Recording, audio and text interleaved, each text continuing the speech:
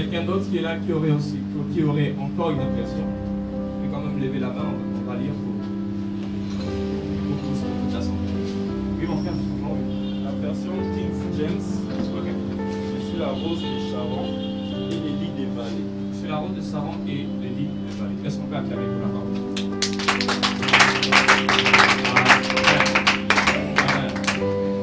J'aimerais parler sur le narcisse de Saron. C'est un terme que nous avons déjà eu l'habitude d'entendre. Narcisse de Saron. Trop souvent, lorsqu'on adore Dieu, on entend certaines personnes en train de chanter dire: tu es le narcisse de Saron. Tu es le narcisse de Saron. J'ai un cantique qui me vient à l'esprit quand je parle avec le cantique d'Adonai. Le pasteur Adam est en train de dire narcisse de Saron. Pourquoi? Parce que on a beaucoup attribué cette expression, ces qualificatifs, on a attribué à Dieu. Et nous allons comprendre pourquoi. Avant d'avancer, j'aimerais dire une chose très importante. C'est que dans la Bible, il y a un jeu comparatif. Dans la Bible, il y a un jeu. Il y a une sorte de jeu comparatif. Il y a une sorte de jeu comparatif. C'est-à-dire quoi?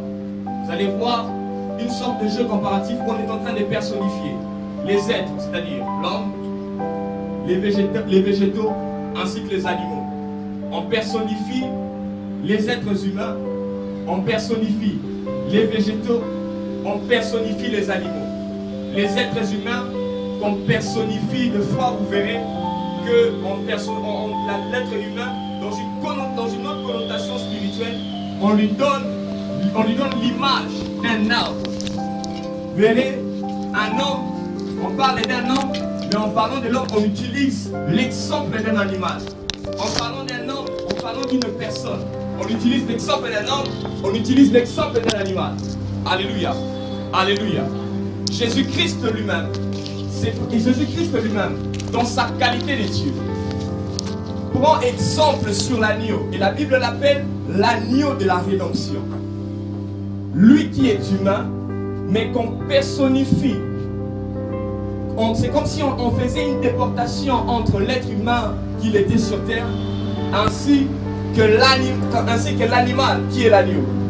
Jésus-Christ dit: je suis le cep, je suis la vie. Lui qui est humain, lui qui était humain sur terre, mais qui se personnifie comme un arbre. Sur le chemin de la croix, il est en train de dire, si c'est de cette façon qu'on m'a affligé, moi qui ai les bois verts, à combien plus forte raison vous qui êtes des bois secs, des humains, des hommes, mais qu'on personnifie dans la classe des animaux et même des fois dans la classe des végétaux. Et cet après-midi, nous sommes en train de parler sur le narcisse de Saron. Jésus-Christ, Dieu, en parlant de lui, on fait référence au lion de la tribu de Juda. On fait référence à l'arbre de la vie, celle qui confère la vie. Cet après-midi, j'aimerais pousser quelqu'un à comprendre les profondeurs des Écritures. J'aimerais pousser quelqu'un à comprendre les profondeurs des révélations qui sont cachées derrière ce nom, les narcisses de Saron. Est-ce qu'on peut répéter avec moi? Le narcisse de Saron. Oh, alléluia. Oh, alléluia. Donc il y a cette sorte de jeu comparatif. L'homme, les végétaux, l'homme, les animaux. Et pourquoi la Bible utilise souvent ces genres de comparaisons? Pour deux raisons. La première raison, c'est que c'est par rapport à la nature de l'animal, à la nature du végétaux qu'on peut utiliser. C'est d'abord par rapport à la nature. On dit que Jésus est l'agneau de Dieu. Pourquoi? Par rapport à la nature de l'agneau, c'est-à-dire un animal qui ne fait pas de fautes, qui est en même temps sans défense, qu'on peut facilement tuer. Et Jésus-Christ, comme le véritable rédempteur qui devait venir, devait prendre l'apparence, cette forme d'agneau à cause de la nature de cet animal. Est-ce que je parle à quelqu'un? Lorsqu'on utilise, on dit que Jésus-Christ, le lion de la tribu de Juda. Pourquoi lion? À cause du simple fait, merci. Pourquoi lion? À cause du simple fait que ici nous sommes en train de voir la nature du lion dans sa puissance et dans sa vigueur. Lorsqu'on fait ces comparatifs, c'est d'abord premièrement par rapport à la nature. Et deuxièmement, c'est par rapport au caractère. C'est par rapport au caractère. Lorsque Dieu est en train de parler, lorsque le Seigneur est en train de personnifier, il dit que je suis l'arbre de la vie. C'est parce que Christ a, dans sa qualité d'arbre de vie, est capable de produire la vie dans la vie de ceux qui la consomment. C'est d'abord par rapport à la nature, mais c'est aussi par rapport au caractère. Et ici, nous sommes en train de parler du narcisse de Saron. Les narcisses de Saron, la compréhension du narcisse de Saron n'est pas exemptée de ces processus, de ces principes, où on utilise une plante à cause de la nature de cette plante et à cause du caractère, de la façon de faire, de la façon d'évoluer de cette plante.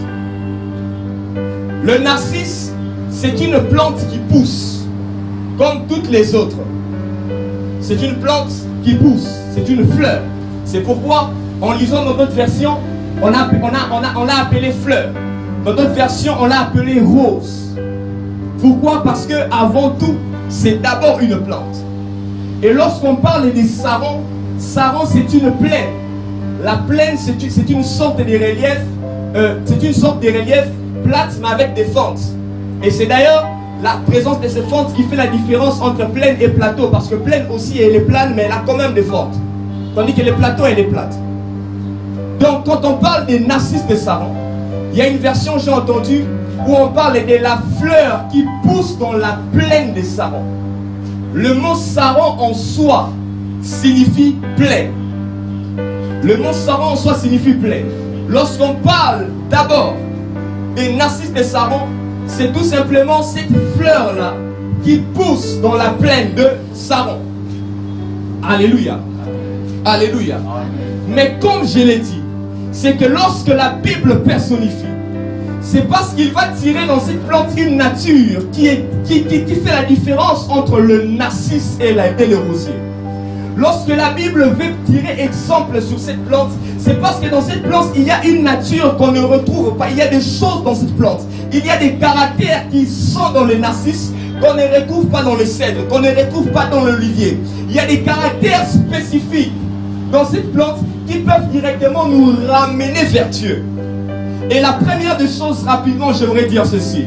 C'est que le narcisse est une plante qui annonce une saison. Je croyais que quelqu'un allait me dire amen. Le narcisse est une plante qui annonce une saison. Parce que le narcisse pousse à l'été. Et les narcisses, alors qu'il y a une saison qui précède l'été, lorsque les cultivateurs aperçoivent les bourgeons de narcisses en train de sortir, ils reçoivent le message que la saison présente est en train de passer et qu'il y a une nouvelle saison qui est en train de venir. Et ce que j'aime, c'est que ce n'est pas n'importe quelle saison, mais c'est l'été. C'est-à-dire quoi? C'est la saison qui fait venir le soleil. Les narcisses, c'est la représentation des hommes. Les narcisses, c'est la représentation des hommes qui ont en eux la capacité de pouvoir annoncer des saisons. Amen. Je croyais que je parlais à quelqu'un.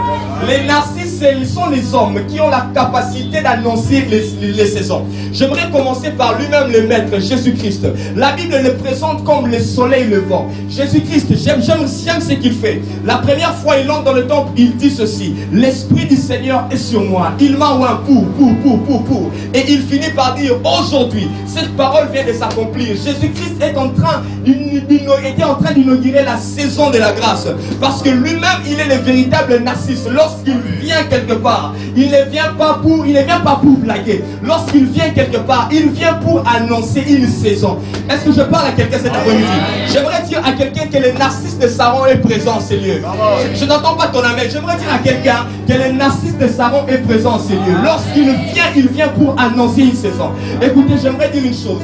3 hommes sont apparus à Abraham au chêne de Mamré. Lorsque ces personnes sont arrivées dans la maison d'Abraham, Abraham, père de la foi, Abraham avait déjà reçu des promesses. Mais c'est à cause de la présence de ces hommes ont inauguré une saison de fertilité dans la maison d'Abraham. J'aimerais dire à quelqu'un, il y a de ces gens comme ça qu'il faut recevoir. Il y a de ces gens pour qui il ne faut pas fermer la porte. Il y a de ces gens qu'il faut accueillir parce ils ne sont pas des hommes normaux. Ce sont des narcisses de Saron. J'aime ce qui se passe, c'est que Jésus, lorsqu'il était en train de guérir cet aveugle de la vue, en commençant par les guérir pour la première fois, la personne dit: je suis en train de voir des hommes mais comme des arbres. Pourquoi? Parce que Jésus avait fait une chose au fait. Et puis Jésus a répondu, a encore opéré un miracle pour que la personne voie normalement. Jésus a guéri deux choses. Il a d'abord guéri la vision spirituelle avant de guérir la vision physique.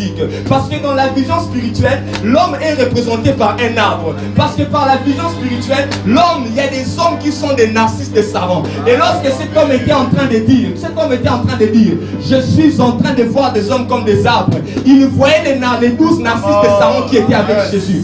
Il était en train de voir les 12 narcisses de Saron qui étaient avec Jésus. J'aimerais dire à quelqu'un, il faut que tu deviennes un narcisse de Saron.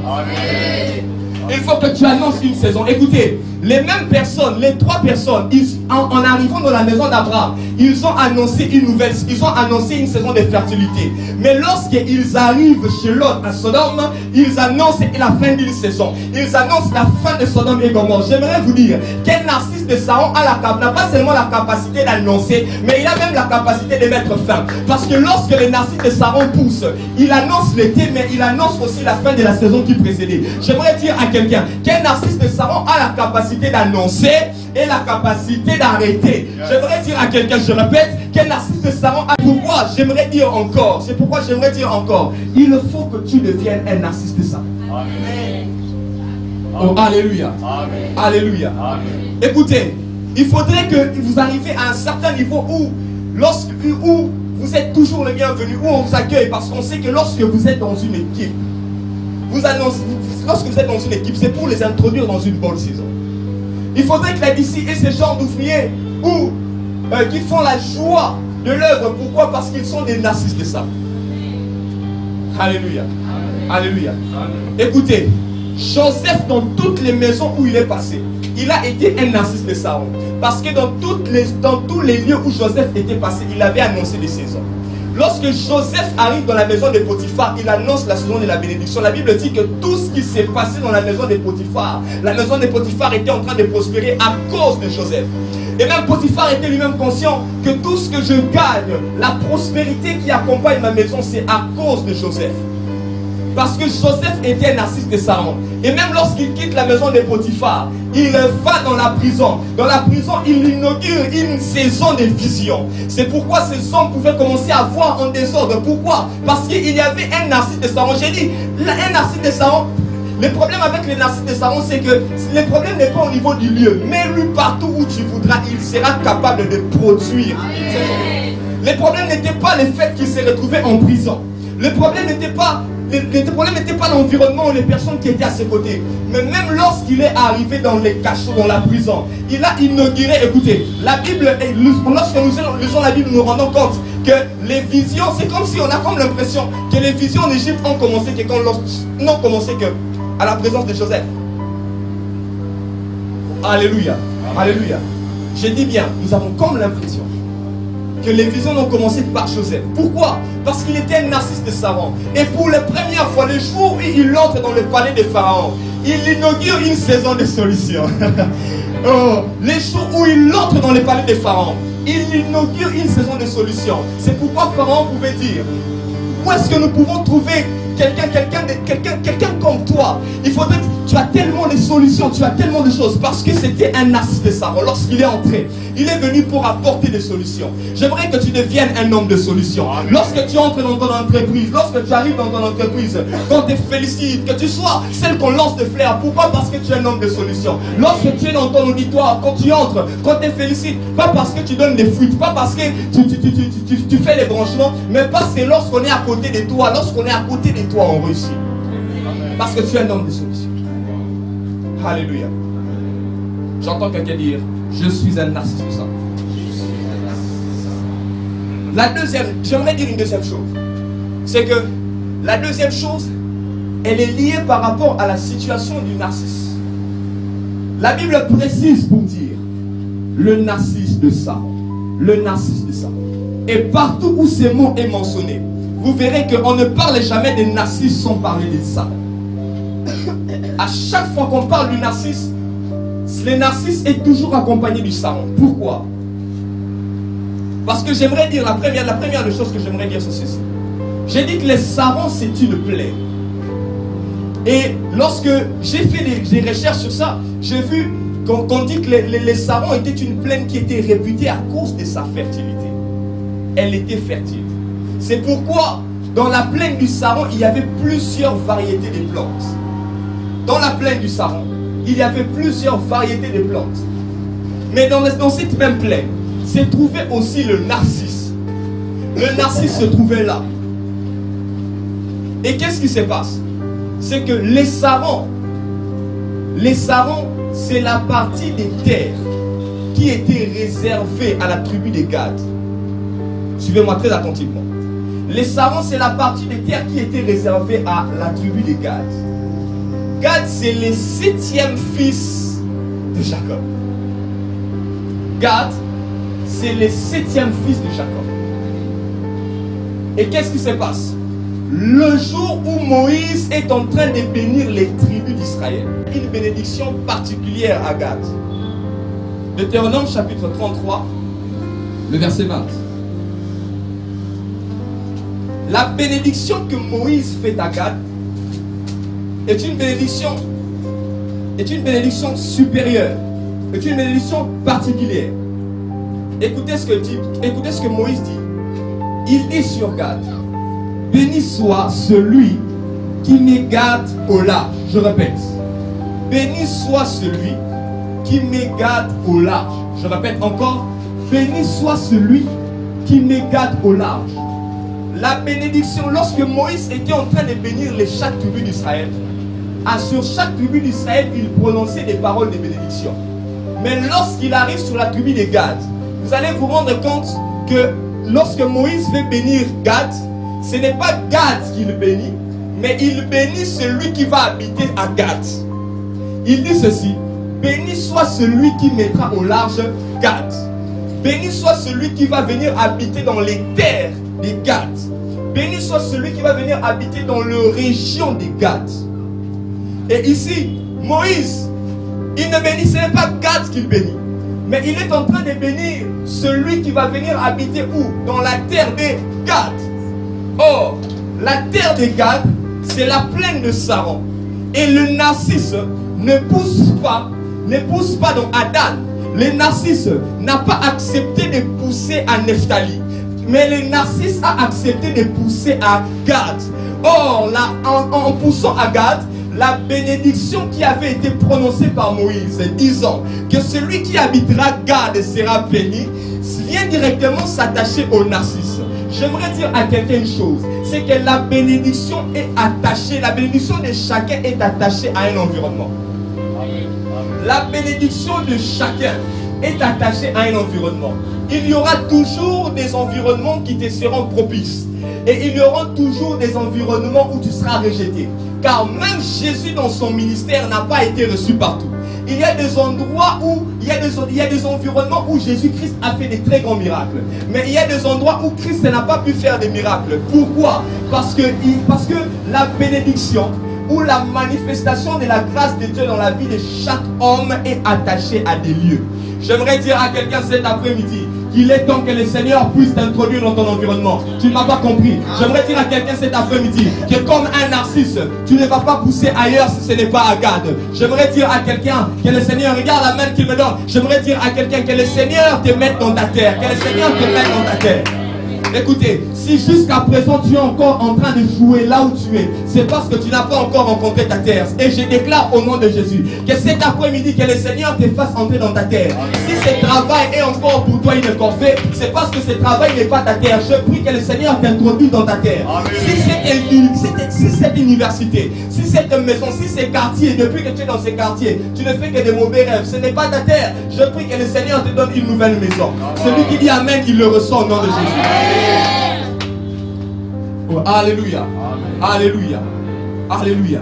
Mais j'aime aussi une chose. Lorsque nous lisons la Bible, vous verrez que lorsque nous lisons la Bible, vous verrez que Gad n'était que le 7e fils de Jacob. Et pourtant, Gad, c'est le premier fils qui a hérité de la terre promise. Lorsque vous lisez la parole de Dieu, vous allez voir que Jacob avait 12 filles, y compris Dina, 12 fils, y compris Dina. Mais lorsque vous lisez dans la conquête de la terre promise, touché au miel, le premier enfant à avoir touché au lait, c'était Gad. J'aimerais dire à quelqu'un, peu importe la position que tu as, je prie le Seigneur que tu deviennes le premier. Amen. Oh, tu n'as pas compris. Peu importe la position que tu as, je prie le Seigneur que tu deviennes le premier. Gad est le 7e. Et j'aimerais même dire, Gad est né d'une femme illégitime.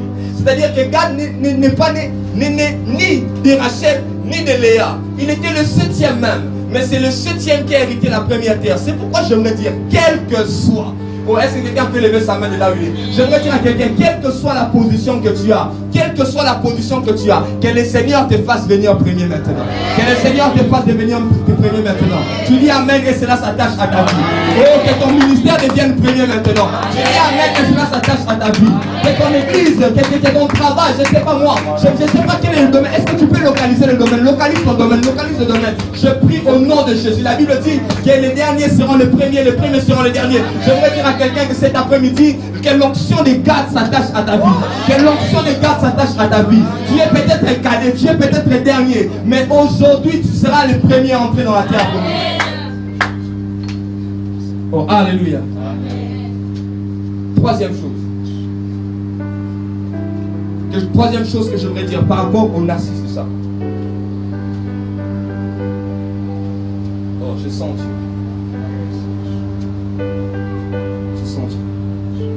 Il y a une femme, le Seigneur me dit de dire à une femme dans ces lieux. Je suis en train de voir une femme qui a beaucoup pleuré dans l'espace de 2 semaines passées. À compter d'aujourd'hui, juste reculer de 2 semaines, je vois une femme qui était en train de fortement pleurer.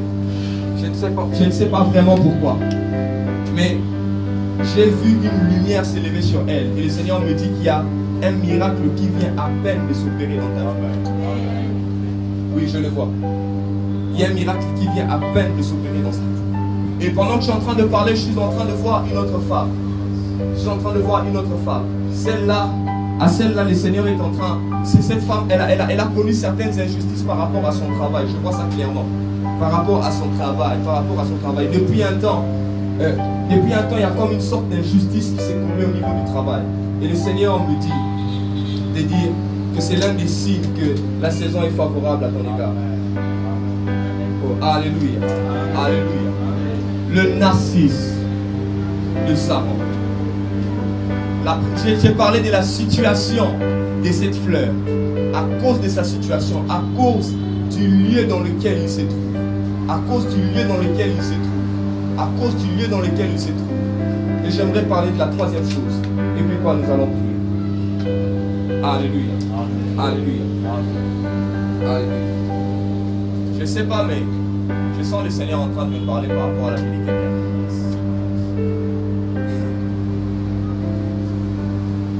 Frère Vernon, pendant que vous êtes là, j'ai vu une élévation. J'ai vu une élévation, clairement dans mon esprit. J'ai vu une élévation. Pourquoi? Parce que depuis, il y a une élévation que vous êtes en train d'attendre depuis un temps. Mais c'est comme si c'était en train de tarder. Et le Seigneur est en train de me dire qu'il vient de vous accorder cela. Je le sens clairement dans mon esprit. Le Seigneur est en train de me dire qu'il vient qu'il est venu vous accorder cela au nom de Jésus. Mets ta main dans le cœur et baisse tes yeux. Dis au Seigneur, Seigneur, me voici. J'aimerais t'entendre. Dis, Seigneur, me voici. Me voici disposé à ton égard. Opère un miracle à ma faveur. Dis-le encore. Je sens qu'il faut qu'on le fasse. Dis, Seigneur, me voici. Me voici disposé. Opère un miracle à mon égard. Une troisième fois, dis-le encore. Seigneur, me voici. Me voici disposé. Opère un miracle à mon égard. Dis-le encore. Seigneur, me voici. Me voici. Troisième chose que j'aimerais dire par rapport au narcisse de Salomon, c'est que cette plante, elle est particulière. Cette plante, elle a une connotation prophétique. Cette plante, elle a une qualité que les autres n'ont pas. Culte et fleurissent comme l'absodèle, qu'elle se couvre les fleurs, qu'elle se couvre des narcisses, qu'elle exulte de joie et pousse le cri. La gloire du Liban lui a été donnée, la splendeur du Carmel et de Saron. C'est eux qui verront la gloire des dieux, la splendeur de notre Dieu. Je répète encore, la splendeur du Carmel et de Saron. C'est eux qui verront la gloire des dieux, la splendeur de notre Dieu. J'aimerais dire une chose ici, c'est que les narcisses de Saron, les narcisses est une plante qui est destinée à la gloire de Dieu. Tu ne m'as pas compris. J'aimerais dire ceci. Les narcisses est une plante qui est destinée à la gloire de Dieu. Et un homme qui est un narcisse, c'est une personne, c'est cette personne-là qui est destinée à vivre la gloire de Dieu dans sa vie. Et c'est pourquoi j'aimerais déclarer sur la vie de quelqu'un en disant ceci. Que la gloire, je prie le Seigneur, ma prière et mon souhait, et que la gloire de Dieu vienne s'attacher à un domaine particulier de ta vie. S'il y a encore de cet endroit, ici encore de ces domaines, ou s'il y a encore dans ta vie des choses, de ces choses pour lesquelles j'aimerais voir la gloire de Dieu, je prie que la gloire du Seigneur vienne directement tout droit vers toi pour s'attacher à toi. Oh, est-ce que tu peux me donner un bon amen, s'il te plaît? Que la gloire de Dieu vienne s'attacher à toi. Je déclare sur ta vie que la gloire de Dieu vienne s'attacher à toi. Pendant que je suis en train de le dire, la gloire de Dieu est en train de s'attacher à toi. Je prie au nom de Jésus. Que la gloire de Dieu vienne s'attacher à toi. Que la gloire de Dieu, aussi simple que je l'ai dit, cela s'opère. Je déclare au nom de Jésus. Que la gloire de Dieu vienne s'attacher à toi. Au nom de Jésus. Est-ce qu'on peut acclamer la parole du Seigneur? J'aimerais que tu baisses ta tête là-dessus. Pendant quelques temps, nous allons prier. Pendant quelques temps, nous allons parler à Dieu. J'aimerais que quelqu'un dise, Seigneur, comme un narcisse, j'aimerais germer dans ta présence. J'aimerais que quelqu'un dise, Seigneur, je viens comme un narcisse. Seigneur, laisse que je puisse toucher et palper ta gloire dans ma vie. J'aimerais, comme cet espoir, mais qu'on commence à parler. Est-ce qu'on peut commencer à parler à Dieu? Est-ce qu'on peut commencer à parler au Seigneur?